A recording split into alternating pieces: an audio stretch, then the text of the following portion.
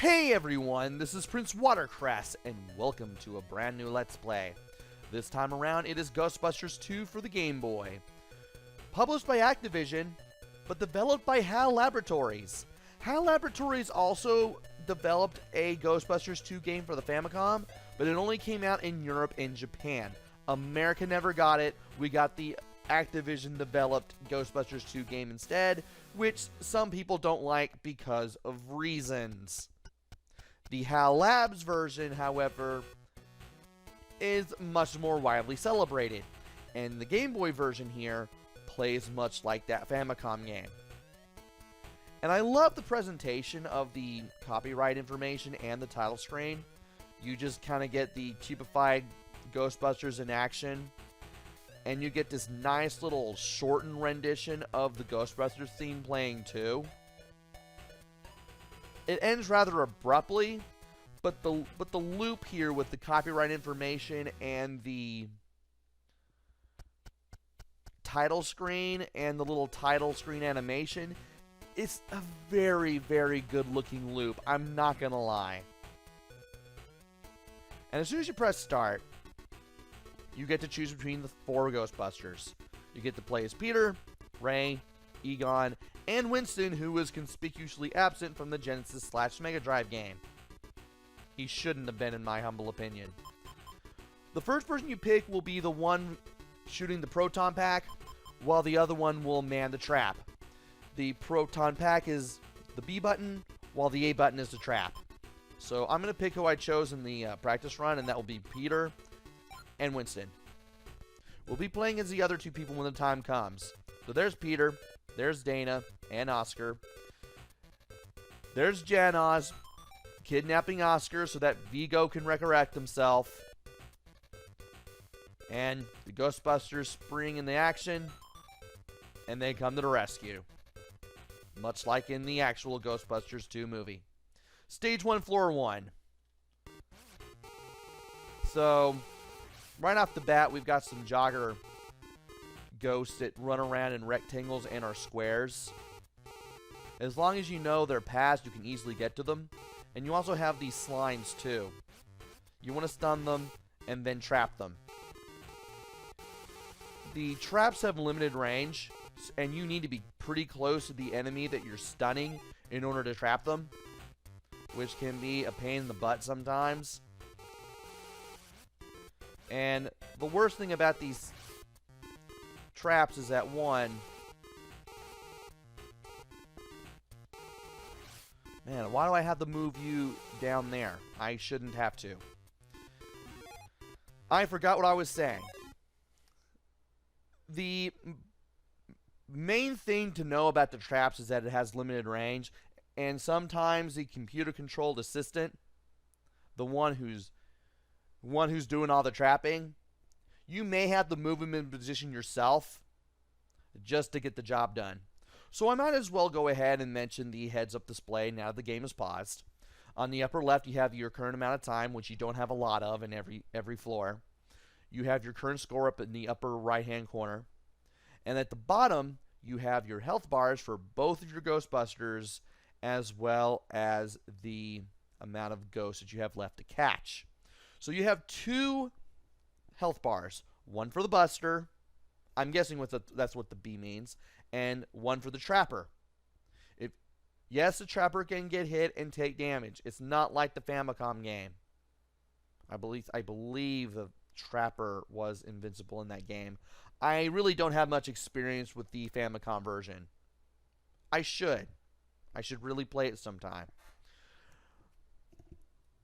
But you really don't want to take hits. If you lose either one of your Ghostbusters, if either one of your Ghostbusters loses all of their health, it's game over. You don't want that. So you want to be very careful while you're trapping enemies. I mean, get close to them to trap them, but don't get too close, and watch what they're doing, because they can be pretty... The enemies can be pretty unpredictable at times. Especially the slimes. They can just jump around in weird ways. And here's floor 2. So the playing as the person with the Proton Pack is fine. It's your computer-controlled assistant that can be a pain in the butt. Because sometimes you just kind of have to move him out of the way. And he is not exactly the best at tracking.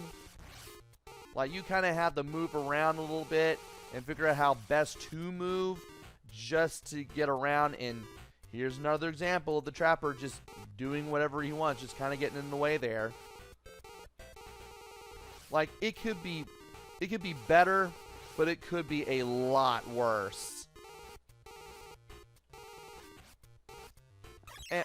And stuff like that can happen too, where you or the Trapper gets hit. Especially when you don't want your Trapper to get hit.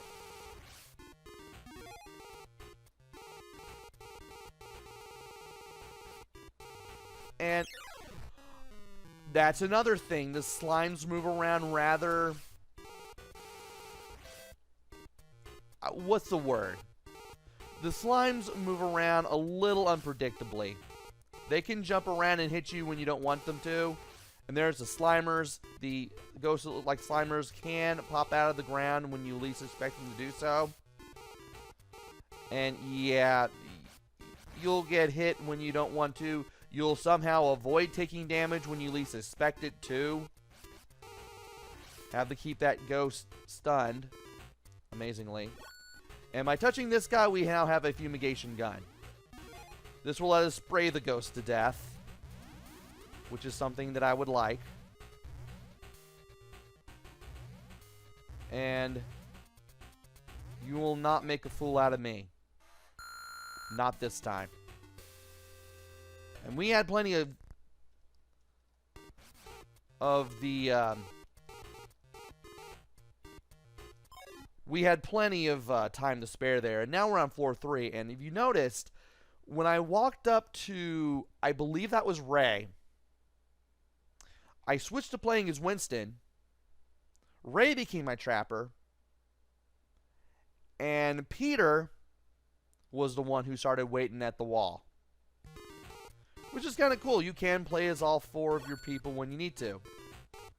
And by talking to this guy, we got 1 unit of health back for our Trapper.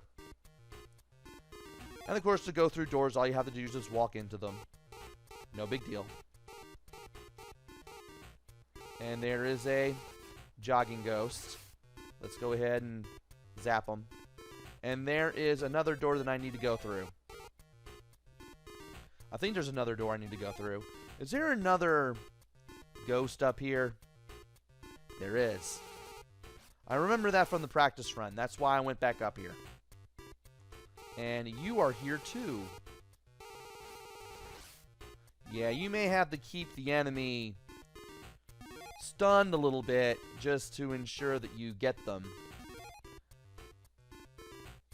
And there will probably be some ghosts here, but I do want to talk to Peter here. And we got a pickaxe. Now, if we walk into a wall, also we are now playing as Ray. If we walk into a wall, we'll automatically use one of the pickaxes, and we can use that to make a shortcut to some rooms. Okay, you have to walk into a wall and then press the A button to use the... Whoa. Whoa. We have to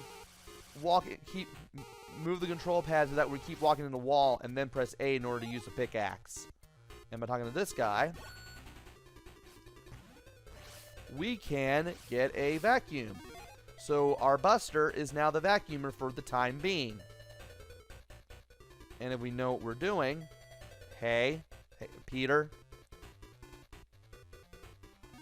as long as this music is playing, we can soak up all the ghosts.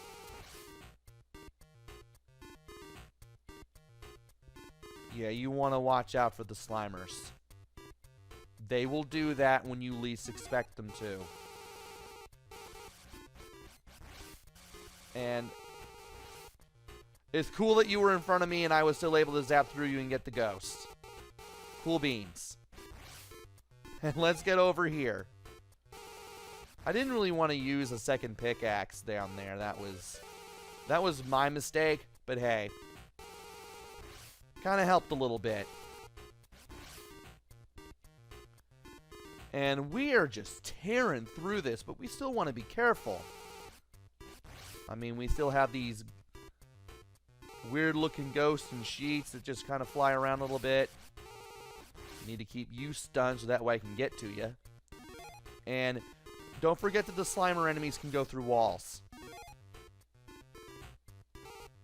That can make them a little unpredictable to deal with. And I know that I'm going around in a bit of a loop! Okay. Oh, man.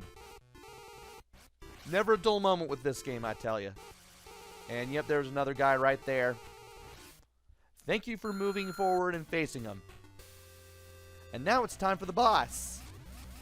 I know these guys have a name. I just can't remember it. I didn't forget how you have to take care of these guys. Just keep your distance and always shoot at them when you can. Watch out for those electrical shocks. They can hurt. And remember that your partner always has a shield. And you can use their shield to save you if you need, save yourself if you need to. Grab the W icon so that way you and your buddy can shoot at the same time and not just you. You can shoot the projectiles, which is kind of cool. And there's some health.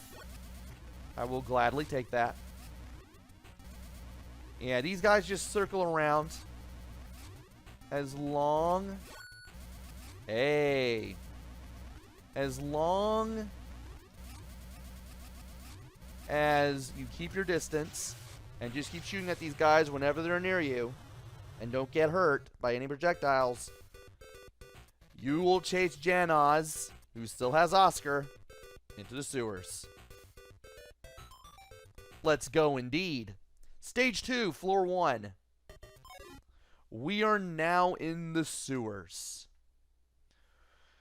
And we will go through the sewers in the next video. So join me then, why don't you? Until then, this is PrinceWatercress. Take care, stay safe, and thanks for watching!